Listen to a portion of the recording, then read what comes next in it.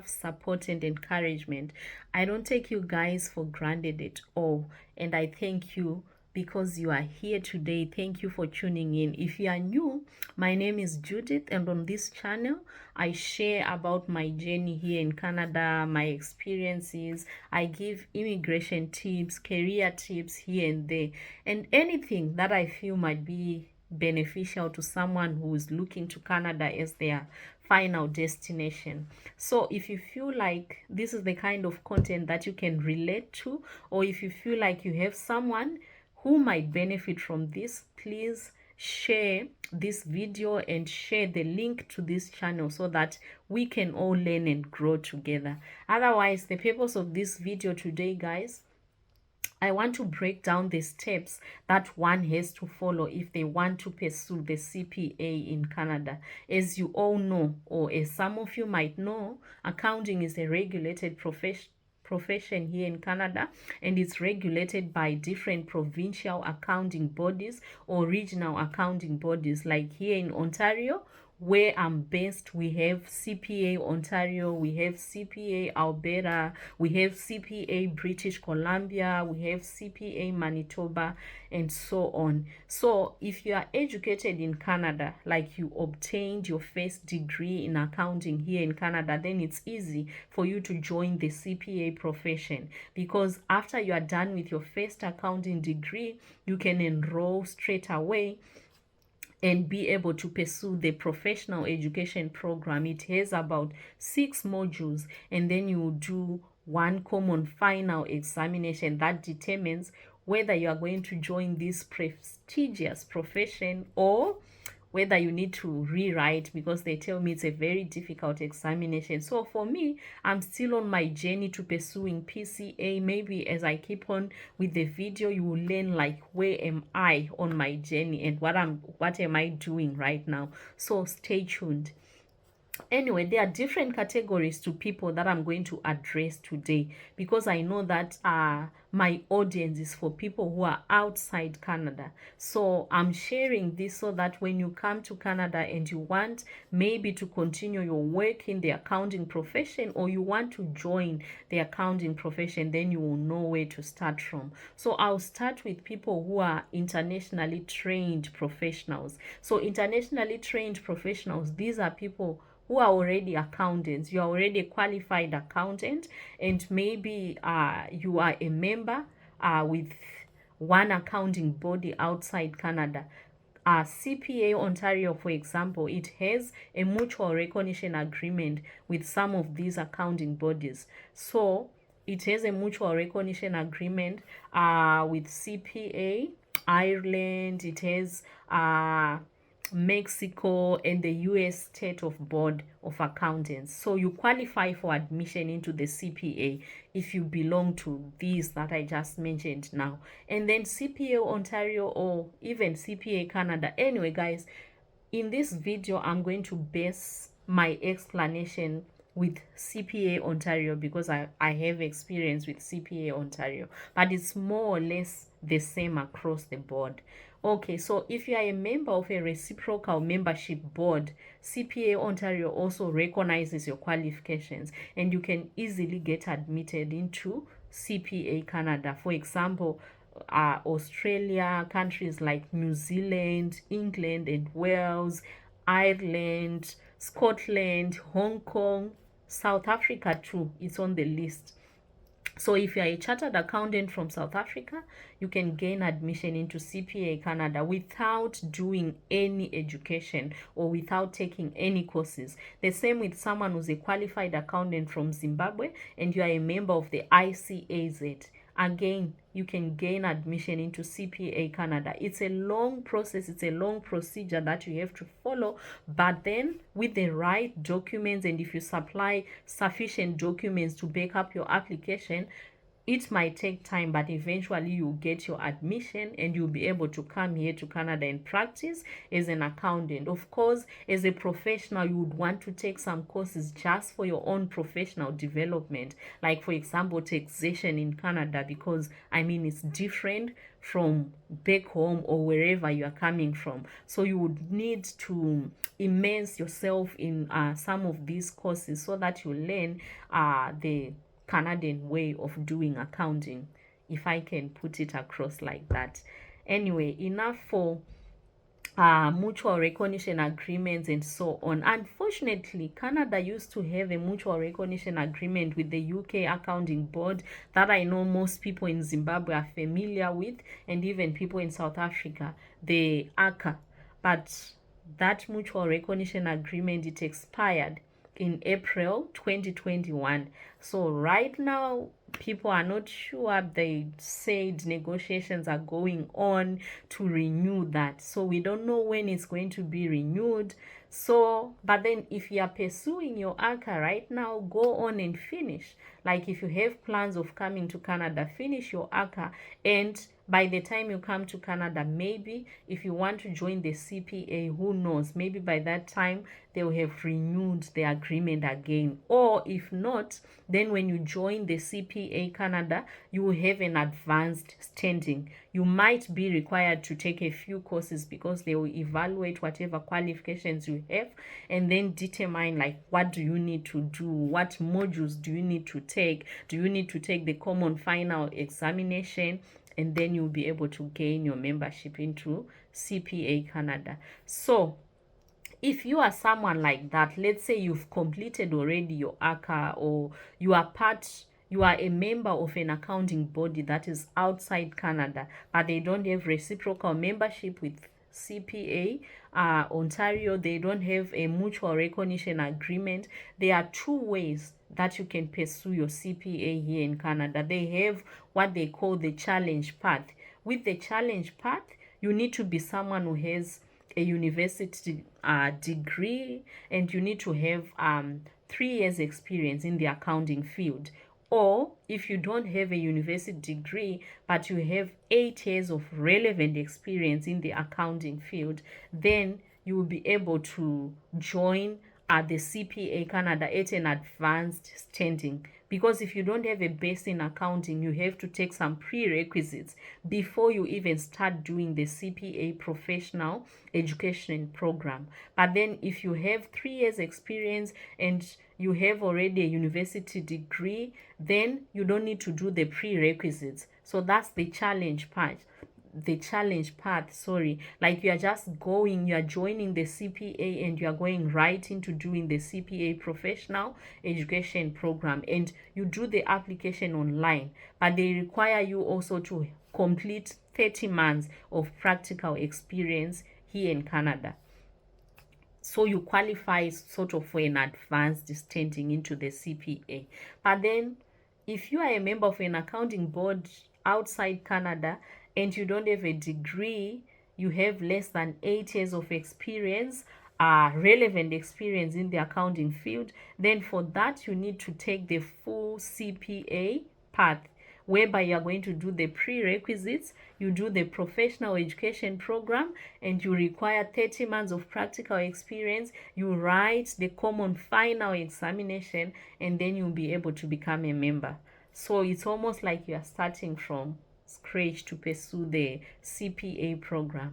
Now, I want to address people like me because I mean, this is all about sharing my experiences. People like me who found themselves maybe doing a different degree back home, but when you come to Canada, you want to pursue the CPA. Now, like for me, in my experience, I worked as an accountant back home, but I had a degree in economics.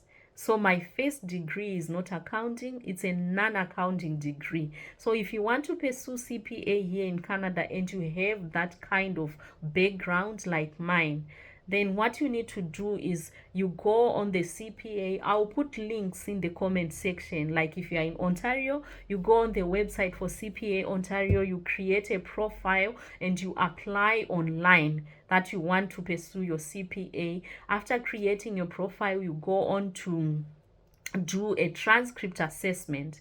When you do a transcript assessment, so you have to send, just like what you do when you're pursuing immigration, you have to send all your documents to the World Education Services or whatever it is, of which most of the time, if you are here in Canada, you already have done that. So when you are creating your profile, you just submit your completed transcript evaluation from World Education Services. And remember, when you're doing the evaluation, it has to be a course by course evaluation, because they want to see the courses that you've done one by one and be able to compare and see like what kind of prerequisites do you need to take before you start your professional education program. So for that, in general, like for me, when I applied to join the CPA Canada, I had already started doing my ACA and I was already going up the level. But I thought, since I'm here in Canada, then I might just as well pursue the CPA, because even if I finish ACA, I'll still need to convert ACA to CPA as long as they don't have that mutual recognition agreement. So that's what I'm doing. I've registered with CPA Ontario, and then you do your transcript assessment, course by course evaluation. They evaluate and they see where you need to start from. If you have some accounting courses that you took while you were doing your degree, then you will be exempted some courses. The same way that they do with ACA. Like when you are joining ACA, if even though your degree is non-accounting, they look at your transcript and see some courses that you did already that you might not need to repeat again as you are pursuing your ACA. So for me, guys, because my degree is economics, and well, because when I was at university, maybe lack of career guidance, I knew that I don't want to work as an economist forever. My goal was eventually to join the accounting profession, and so I should have taken maybe more accounting courses as I was doing my economics degree. But most of my courses, economics, they are pure economics, macroeconomics, econometrics. Those are the kind of courses that I took. So I only got 2 exemptions when I did my transcript evaluation for joining CPA Ontario. So the prerequisites, there are 14 modules.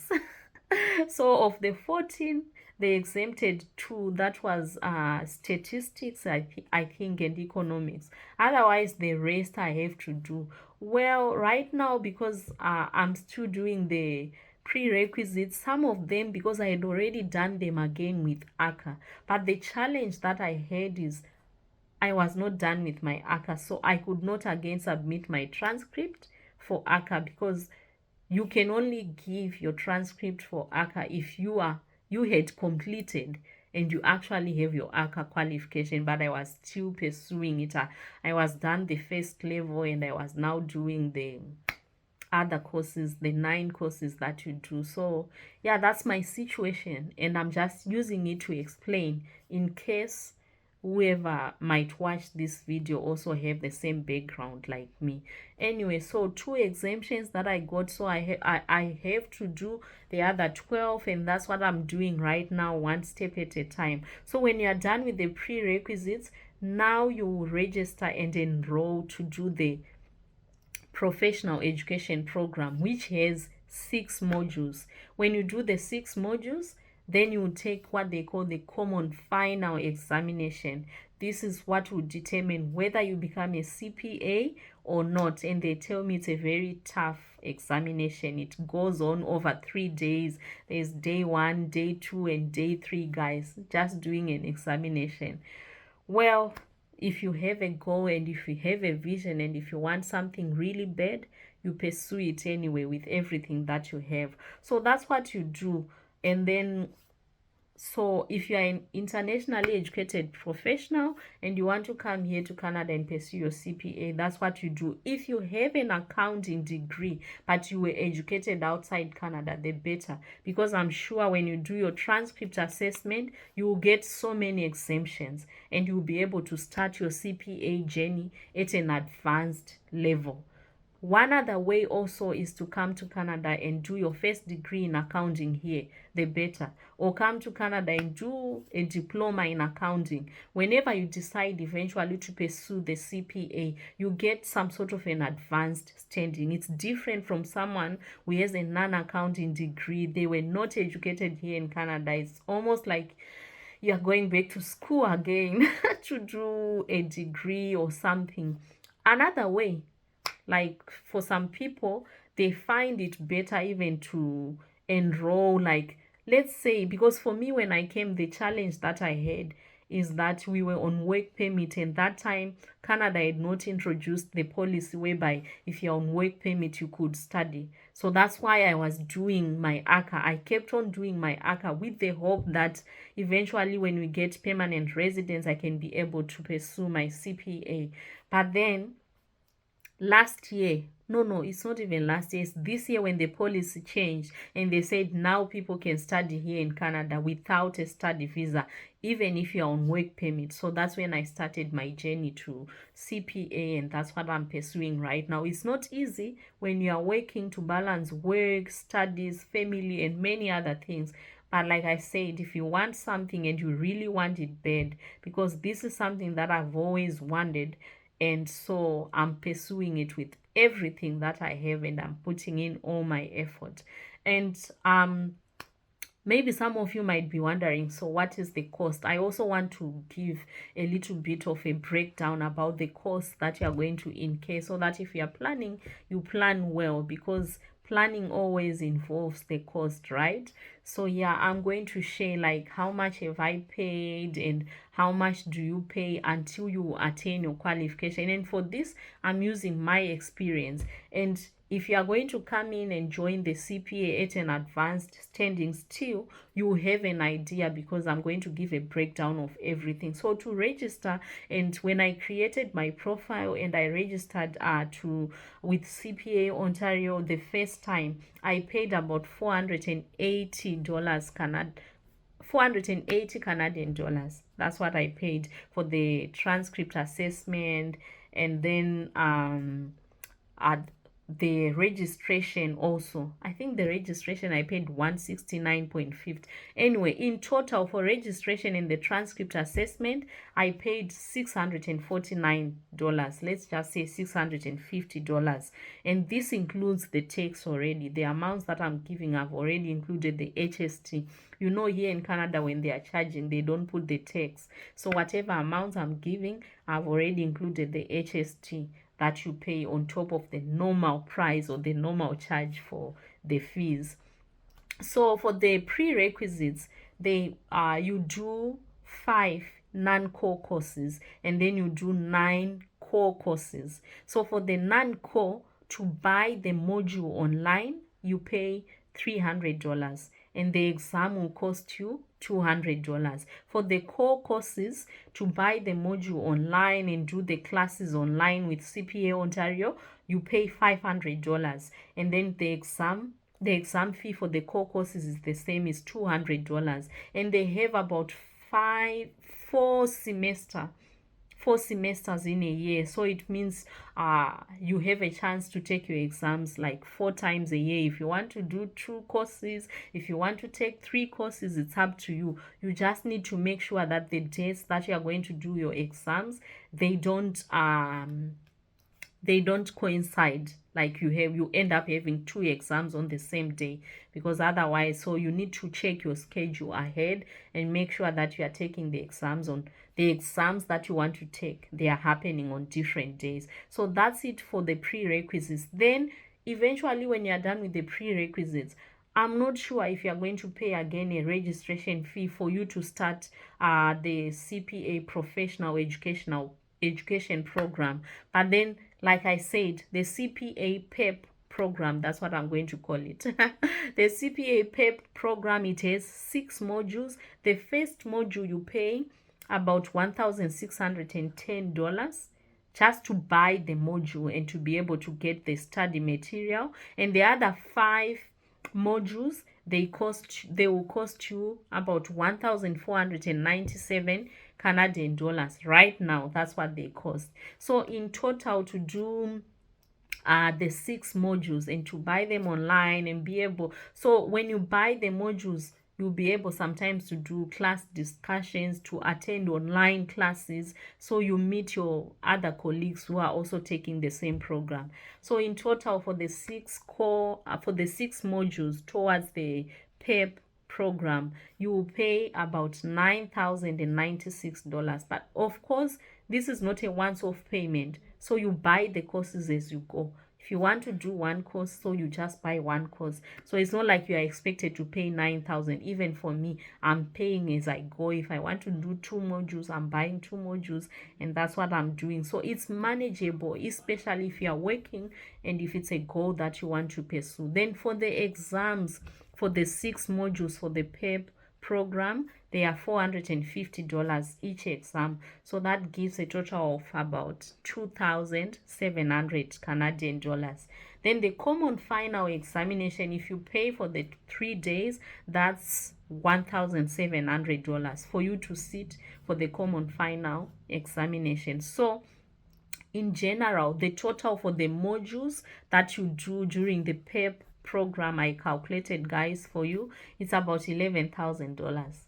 And then to do the prerequisites, if you are like me and you have to start from almost like starting from the base, then it's about $8,800. Of course, these are not like accurate, but I tried to be as accurate as possible, because I actually went on the website, and some of these fees I'm paying already as I'm pursuing the CPA.